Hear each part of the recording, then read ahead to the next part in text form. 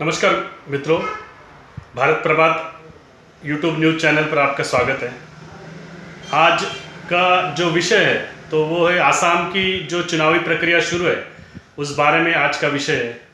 मित्रों, आसाम इस राज्य की जो निर्मित है वो 15 अगस्त 1947 में ही हो चुकी थी और उसमें उसकी जो कैपिटल सिटी है तो कैपिटल सिटी दिसपुर आती है, जो कि गुवाहाटी का एक सर्वर स्टेशन है। दिसपुर 15वीं विधानसभा की चुनावी प्रक्रिया शुरू है। उसमें लगभग 126 एमएलए चुन के जाने हैं और उसमें 8 जो सीट्स है वो शेड्यूल कास्ट कैटेगरी के लिए रिजर्व्ड है और 16 सीट्स जो है वो एसटी कैटेगरी के लिए रिजर्व्ड है। देखने की बात है कि जो मूलतः सीएए का जो इशू रहा है उसका जो केंद्र था तो वो आसाम था।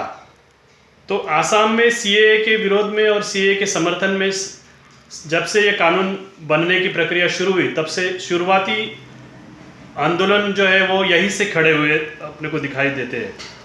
दूसरी बात, इसमें ये जो सीएए का मुद्दा है ये नेशनल लेवल पे इसके ऊपर बहुत बड़े पैमाने पे आंदोलन भी छेड़ा गया था, डिबेट भी चल रही थी। उसमें बहुत बड़े पैमाने पे महाराष्ट्र से या तो नॉर्दर्न इंडिया से कुछ अम्बेडकरी संगठनाएं भी कार्यरत है। परंतु जब इसका पॉलिटिकल लाभ उठाने का जो मुद्दा है तो इसमें आसाम में या तो फिर नॉर्दर्न इंडिया में सीएए के समर्थन में या तो विरोध में जो थे उनमें यहाँ पे पॉलिटिकल लाभ लेने के लिए कोई ये पार्टियाँ लड़ाई नहीं लड़ रही है। ये भी एक उल्लेखनीय बात इस चुनाव में दिखाई दे रही है।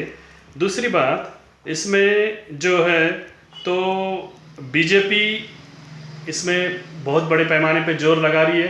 बीजेपी का ये 5 राज्यों के चुनावों में जो फोकस था उसमें इनका 2 ही राज्यों पे प्रमुख फोकस था। उसमें प्रथम जो है वो तो वेस्ट बंगाल में इनका बहुत बड़े पैमाने पे फोकस है और दूसरा फोकस जो था तो वो ये आसाम था। आसाम में इन्होंने बहुत बड़े पैमाने पे ताकत लगाई है कि यहाँ की सत्ता हासिल की जाए ऐसा।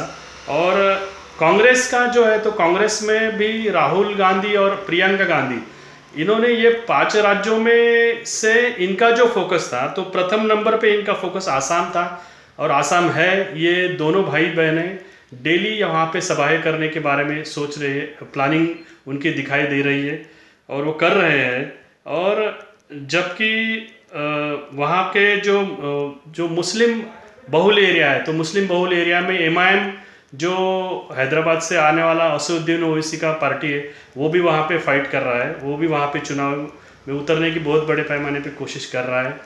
और राष्ट्रीय जनता दल जो है वो, फिर असम गण परिषद वहाँ का लोकल पार्टी है। तो ऐसे ये पार्टी है जो वहाँ पे फाइट कर रही है। लेकिन सोचने की उसमें एक महत्वपूर्ण बात ऐसी है कि सीएए के विरोध में और सीएए के समर्थन में, सीएए के विरोध में जो अम्बेडकरी संगठनाएं बहुत बड़े पैमाने पे कार्यरत थी तो सीएए का जो केंद्र था, सीएए के आंदोलन का मुख्य केंद्र आसाम रहा है। पर वो आसाम में एक भी अम्बेडकरी पक्ष संगठनाएं अपने बलबूते के ऊपर कोई भी कैंडिडेट देने में सफल नहीं दिखाई दे रही है। एक चिंतनीय बात यहाँ पे आपको मैं बताना चाहता हूँ। दूसरी बात, इसमें अभी आने वाले समय में जो रिज़ल्ट लगने वाले वो रिज़ल्ट में तो बहुत सारी बातें स्पष्ट हो जाएंगी। और आज के लिए आपको यही तक हम लोग बताना चाहते हैं। वीडियो देखिए, सब्सक्राइब करिए, लाइक करिए, शेयर करिए। धन्यवाद।